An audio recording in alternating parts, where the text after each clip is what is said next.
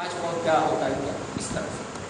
تو اللہ اور یوم آخرت کا جو جملہ اللہ بولتا اس کا مطلب مضمون بڑا ڈیفیکلٹ ہے. تو اللہ پاک گویا ذمہ داروں کو جو بیٹی بیوہ ہوگی, جو بیٹی مطلقہ ہوگی, اس پس منظر میں فرما رہا اگر اللہ اور یوم آخرت پر ایمان رکھتے ہو والیو اے ذمہ داران تو یاد رکھنا یہ اللہ کی نصیحت ہے, تم اسے مت رو. کیوں؟ ذالکم ازکا لکم واطہر, یہ تمہارے لیے بہت ہی صفائی کی بات ہے اور پاکیزگی کی بات ہے.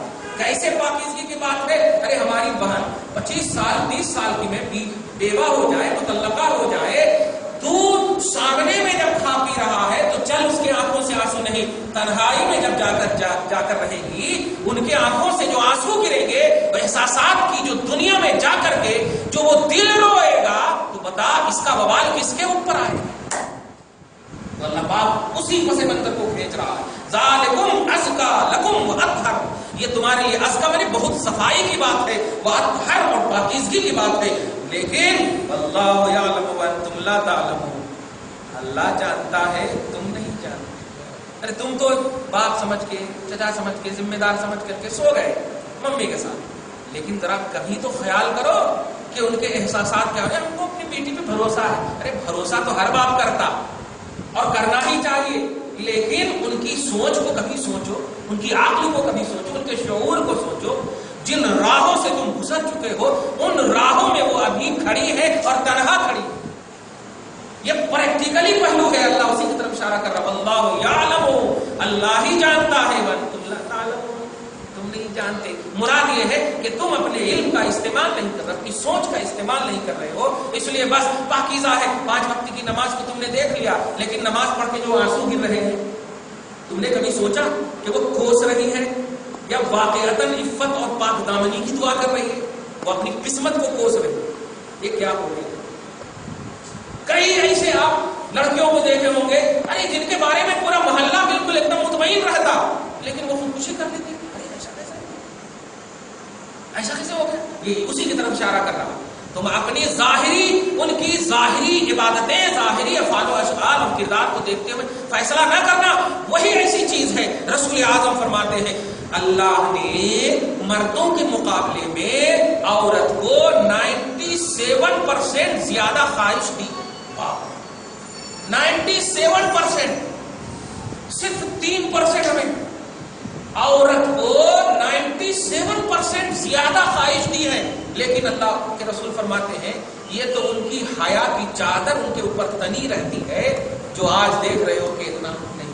تمہیں 3% ملا ہے نوجوانوں, اور عورتوں سے زیادہ غلط کام کر رہے ہیں. 3% ملا. عورتیں اگر اپنے پرسنٹیج کا لحاظ کریں تو پتہ نہیں کیا کرنے, لیکن نہیں, ان کے اوپر حیا کی چادر. لیکن اس حیا کی چادر کو آپ کو سمجھنا کہ یہ حیا کی چادر کہیں تنی اگر چلی گئی تو پھٹ نہیں سکتی. یہ چادر اللہ پاک دعا ہے کہ کبھی ایسا نہ ہو, لیکن اس کو ہم سب کو محسوس کرنا ہے. کبھی ایسا سماج میں آ جائے تو اس کو سیکنڈ میرج, دوسری شادی, یہ سب مایوب انداز میں کبھی پیش نہیں کر سکتے. اسلام اس کو بنیادی طور پر نگلیکٹ کرتا ہے. بنیاد ہی ہے دوسری تیسری شادی سے پہلی شادی. کمال ہے, بنیاد ہی مصطفیٰ کی ڈل رہی ہے, بنیاد ہی مصطفیٰ ڈال رہے ہیں 2 شادی کیے ہوئے عورت سے. تو ہماری بنیاد بھی رسول پاک کی ذات پاک ہے, الحمدللہ. اس لیے یہ جملہ کہتے ہوئے کہ نہیں سیکنڈ شادی کون کرتا, کیوں نہیں شادی کرتا؟ شادی صرف بچے پیدا کرنے کا نام ہے, معاذ اللہ رب العالمین. اگر یہ سوچ ہوتی تو تیرے بھی باپ ماں یہی سوچتا ہے, معاذ اللہ. نہیں, شادی عزت و آبرو کی بقا اور حفاظت کا نام ہے.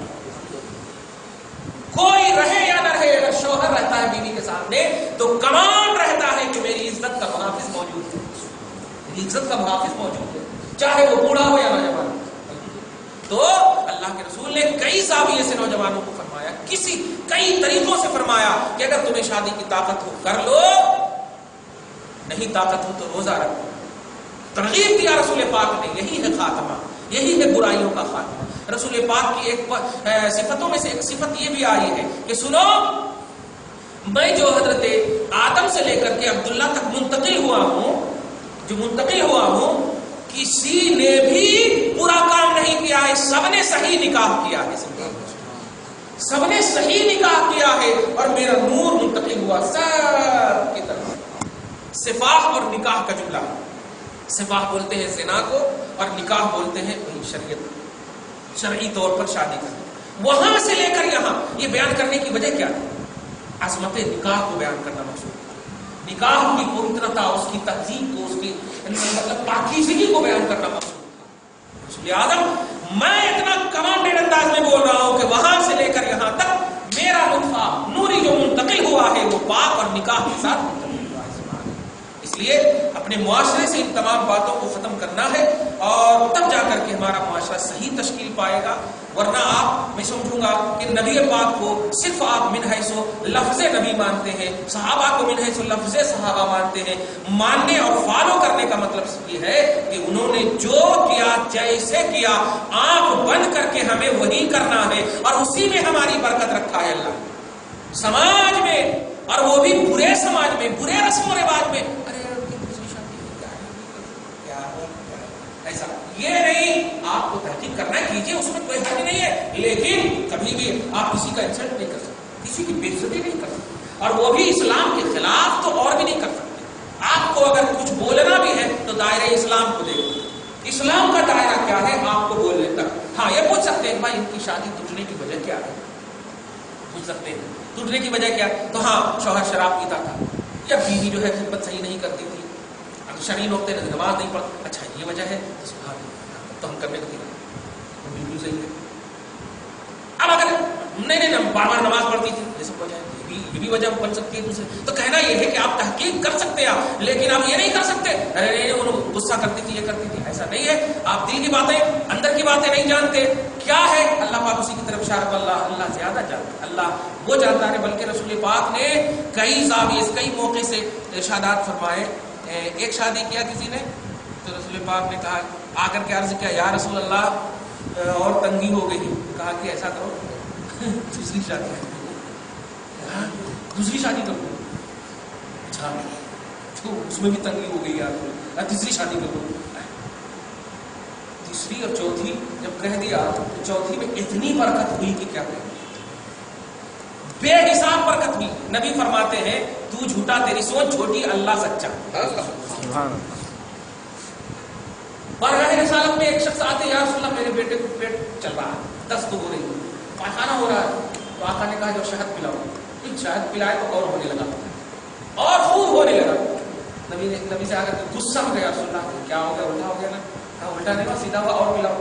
پلاتے گئے 3-4 مرتبہ ایسا ہوا. آخری میں ایک کالی سی چیز پیٹ سے نکلی، کالی سی چیز نکلی اور اس کے بعد سے پھر وہ دست بھی بند ہو گئی، پخانا سب بند. یا رسول اللہ اب ٹھیک ہو گیا. کہا ہاں وہ پیٹ میں جو کالی سی چیز تھی نا وہ کسی نے جادو وغیرہ یا کچھ کر دیا تھا، اسی کی وجہ سے.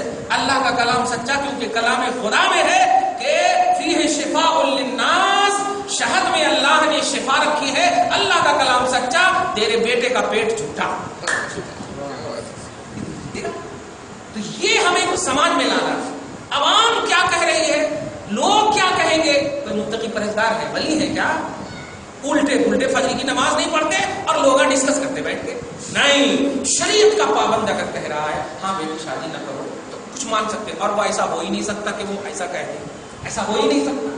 تو متقی پرہیزگار کا لحاظ آج بھی ہے، لیکن سماجیات میں اگر الٹے پلٹے مرد ہو یا عورت ہو ایسا بول رہی تو نہیں، شریعت مقدم رکھنا ہے. بخاری شریف ہندوستان کے نسخے کے مطابق اللہ کے رسول فرماتے ہیں لا یؤمن احدکم حتی یکون ہواہ تبعا لما جئت بہ.